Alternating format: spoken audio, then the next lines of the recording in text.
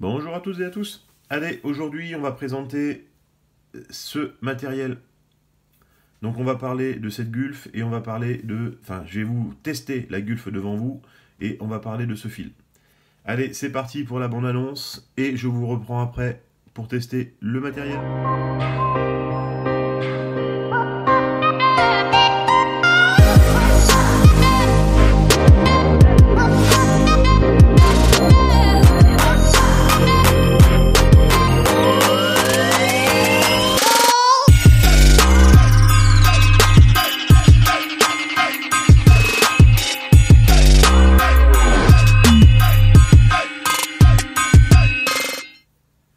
Allez go, c'est parti, on va regarder un petit peu ce que vaut cette petite Gulf.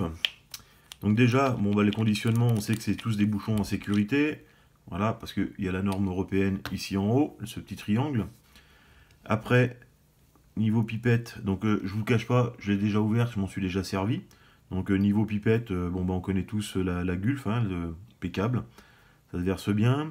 Côté fluidité, allez, c'est parti. On va voir ce que ça donne tout de suite. Donc une grosse goutte posée sur mon aiguille. Je vais retourner, voilà, mon porte-aiguille. La goutte se trouve en dessous. Et normalement, si elle était trop épaisse ou trop liquide, enfin, si elle était trop liquide surtout, l'aiguille ferait, enfin, la goutte ferait le tour de l'aiguille. Là, elle tient bien en place. Donc déjà, vous voyez, niveau viscosité, c'est une bonne chose. Vous voyez, là, j'arrête pas de bouger. Hop, pourtant, la goutte, elle reste en place. Donc ça, c'est une bonne chose pour faire des petits spots bien précis, à des endroits bien précis. Donc cette petite Gulf, elle s'étale, mais sans non plus, voilà, s'étaler comme il pourrait y avoir sur un truc très liquide. Donc là, donc elle est toujours là, la goutte, hein, pardon, je suis en train de faire autre chose. Là, on va poser sur le papier, on a 2-3 petits points, l'un à côté de l'autre. Et là, on va voir tout de suite si elle se rejoint l'un à l'autre ou pas. Voilà, on voit bien que elle ne s'étale pas, elle ne se rejoint pas, donc sa viscosité est assez épaisse quand même. Voilà, on va l'étaler pour voir si sa pigmentation tient bien sur toute la ligne.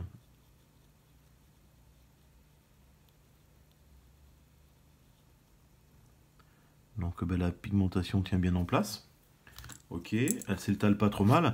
Et quand on l'étale à l'aiguille, vous regardez, ça fait des bords francs. Donc je pense que cette résine-là, si on colle la même résine d'une autre couleur à côté, elles vont pas se mélanger, ça va pas faire un dégradé de mélanger. Alors que l'autre jour, la résine qu'on a testée, la laser, là, elle étant plus fluide, elle avait tendance à se mélanger plus facilement. Donc très bon pour faire des montages de chiro, très bon pour faire les petits montages comme vous avez vu en type céramique, mais qui est la uvéramique, hein, c'est un des diminutifs. Donc l'ambulance était pas l'ambulance, la laser était très bien pour ça, sans les gammes liquides. Par contre celle-là, je vais plus la destiner à des utilisations sur des fils soit de soie floss, soit sur de la plume, pour faire vraiment des spots à droite à gauche et où je veux pas que le spot soit absorbé. Vous voyez, qu'il soit complètement étalé, absorbé. Je veux vraiment faire un point marqué à un endroit et je veux qu'il y reste ce point. Donc là, on vient de sécher la pointe de l'aiguille et sur le papier. On va voir la résistance. Donc impeccable, hein, c'est des copeaux. Alors à savoir que le porte-aiguille que j'utilise là, c'est simplement un porte-lame scalpel, hein, voilà, qu'on trouve dans les rayons modèle réduit de modélisme. Et puis dessus là, c'est une aiguille à coudre que j'ai mis en boule. Hein. Et ce qui me permet d'interchanger mes aiguilles quand elles sont foutues, ou quand mon truc il tombe et que ça casse l'aiguille, donc je les interchange. Et puis aussi ça me permet de mettre des aiguilles différentes. Donc là c'était surtout que voilà, l'aiguille elle est en inox, donc il n'y a rien qui accroche dessus. Donc là la résistance à la lame de rasoir, vous pouvez voir, voilà, les copeaux sont là, ici et ici. Donc nickel. Donc là, est-ce qu'elle résiste bien sur le papier? Vous voyez, je déchire le papier, elle est bien ancrée, il n'y a pas de souci. Voilà, elle ne se casse pas en morceaux, donc très bien. Ici, on va regarder sa brillance. Donc on voit bien le reflet brillant. Ok. Passage au doigt. Donc elle s'étale pas, il n'y a pas de pigmentation partout. J'ai pas de colorant sur le doigt, elle est pas poisseuse. Mais par contre, vous voyez, côté brillance, on a perdu son côté brillant, elle est devenue mate. Donc comme elle devient mate au toucher, cette Gulf-là, l'ambulance, je la conseillerais en sous-couche. Et dessus, en finition, soit lui mettre une petite couche de vernis à ongles translucide, là, que nos chères épouses utilisent, ou aussi de remettre une petite couche de résine liquide par-dessus, pour protéger justement ce côté brillant de la Gulf. Donc maintenant, on va voir aussi le test de pénétration. Donc là, j'ai pris... Alors on va en reprendre pour vous faire voir. Je vais prendre quelques fibres, parce qu'on sait que les fibres de faisan sont absorbantes. Vous voyez, quand on les torsade comme ça là, sur l'hameçon, et qu'on pose un liquide dessus, tout de suite, ça part dans les spires, et puis elle est complètement absorbante. Donc là, on va reprendre une petite goutte sur mon aiguille, et on va voir si elle a vraiment sa tenue pour faire office de spot comme on le souhaite. Ici, on va vriller notre plume. Je vais essayer de la tenir en même temps. Voilà, donc là, elle est vrillée comme vous pouvez voir, pardon. Et là, on va poser notre gueule dessus. Et on va voir si elle tient, en attendant un petit peu, si elle tient bien en place, si elle n'est pas trop absorbée, étalée. Vous voyez, je prends du temps pour aller mettre le coup de laser.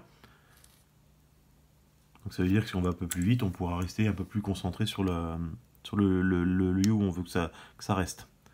Donc là, petit coup de laser sur la fibre. Ok. Elle ne s'étale pas, elle reste en place. Et vous voyez, quand je la tourne de l'autre côté, notre petite goutte de résine est bien restée et permet d'avoir une souplesse sur les autres fibres qui sont dessus.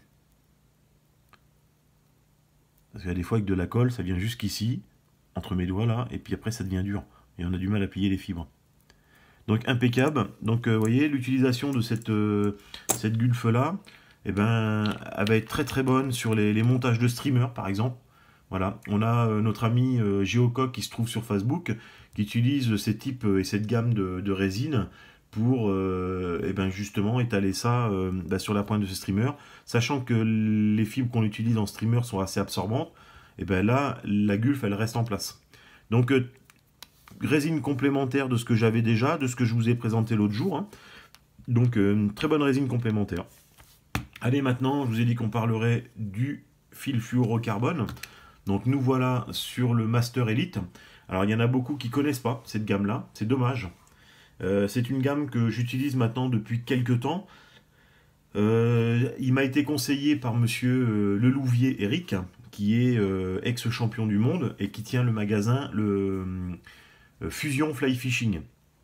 Donc j'ai dit ok, pas de problème, on va tester ça. Je l'ai eu, donc je l'ai acheté en diamètre 11. Enfin, il est en 11,7, donc ça veut dire que c'est du 12, et il est en 12,8, donc ça veut dire que c'est du 13. Donc en 12 et 13 que je l'ai testé pendant quelques années, enfin quelques mois, pardon. Et j'ai été surpris par sa résistance. Donc bonne résistance, il tient bien, il n'y a pas de souci. On a regardé au niveau des nœuds, ça tient bien aussi avec mon collègue, parce que j'ai un collègue là qui a testé aussi le même fil. Et on a regardé au niveau des diamètres, parce que mon collègue travaille dans la mécanique de précision, et il nous a sorti un palmer à écran digital, et on a été mesurer justement le diamètre du fil. Alors, ce qui est marrant, c'est qu'il y a certaines marques, quand vous les mesurez, ils vous annoncent du 10, et vous vous retrouvez soit avec par endroit du 8, et par endroit du 12. Donc vachement aléatoire. Alors que là, sur 1 mètre de long, ça bouge un peu, ce qui est normal, hein. De toute façon, voilà, on ne peut pas être précis partout sur tout le long. Mais franchement, il n'y a pas un grand écart. Sur le 11, on a pris le 11, hein, milieu de bobine, on a pris un morceau d'1 mètre et on a mesuré. Et là, il y avait 0,118, 0,119, 0,115. Et on est resté vraiment autour du 0,117 annoncé. On n'a pas dépassé, on n'est pas descendu en centième, en gamme de centièmes. On est resté vraiment dans la gamme 11 centièmes. Donc on n'a vraiment pas bougé, on était vraiment bien. Donc déjà, bonne chose pour ce fil-là, un respect. Donc c'est une marque Japan aussi, hein, c'est du Japon. Et on connaît la rigueur des Japonais dans leur travail, quoi. Hein. C'est vraiment, ils ont une rigueur qui est top. On ferait pas mal de prendre l'exemple, même en France. Après, bon, bah, 100% fluorocarbone, bon, ça, on n'a pas les matériaux pour tester, savoir s'il est vraiment translucide au contact de l'eau ou pas. On n'a pas fait de vidéo sous l'eau, on n'a pas été voir. Bon, jusqu'à maintenant, le poisson qu'on a pris avec n'a pas fui. Voilà, il n'a pas été dérangé. Bon, bah voilà. Donc là, Master Elite, très bon fluorocarbone, qui cette année va encore m'accompagner. Donc voilà, pour la présentation de ces deux matériaux-là. C'est pareil, une petite parenthèse rapide. Aujourd'hui, je vais parler produits qualitatifs, prix et quantitatifs. Voilà. Aujourd'hui, ce que je veux, c'est réussir, moi, à me payer des bons produits qui tiennent la route sans non plus me ruiner. Donc c'est pour ça que mes vidéos sont dans ce but-là. Et avec les partenaires que je travaille, donc Fusion Fly Fishing, Fly Concept et Calery, donc ce sont trois groupes, enfin trois fly shops complètement différents des uns des autres. D'une, parce qu'ils ne présentent pas du tout les mêmes produits. De deux, parce que ce sont des personnes qui sont issues de la compétition, sauf pour Fusion Fly Fishing. Enfin, il n'en a pas Fusion, mais Fly Shop, pardon. Fly Concept, excusez-moi. Voilà, Fly Concept, qui lui a un réservoir qui s'appelle Banson, le réservoir de Banson qu'on trouve sur Clermont-Ferrand. Et c'est une personne qui pêche depuis des années, qui est pas toute jeune non plus, hein, elle n'a pas 20 ans. Elle a des expériences derrière elle. Elle a fait, il me semble qu'elle a fait un peu de compétition quand même. Vincent Bott a dû faire un peu de compétition. Et ce sont des personnes qui ne veulent pas s'emmerder à avoir un catalogue monstrueux, mais ce qu'ils veulent, c'est proposer à leurs clients des bons produits et des produits qualitatifs. Et c'est pour ça que je me suis affilié avec eux, parce que comme vous pouvez voir, ils n'ont pas de marque attitrée absolument dans leur shop, mais par contre, ils ont des produits de qualité et qui restent à des prix abordables. Donc c'est pour ça qu'aujourd'hui, je me permets de vous les présenter en vidéo. Voilà. Je vous souhaite bonne journée, au plaisir pour des nouvelles présentations. Ciao, bye bye.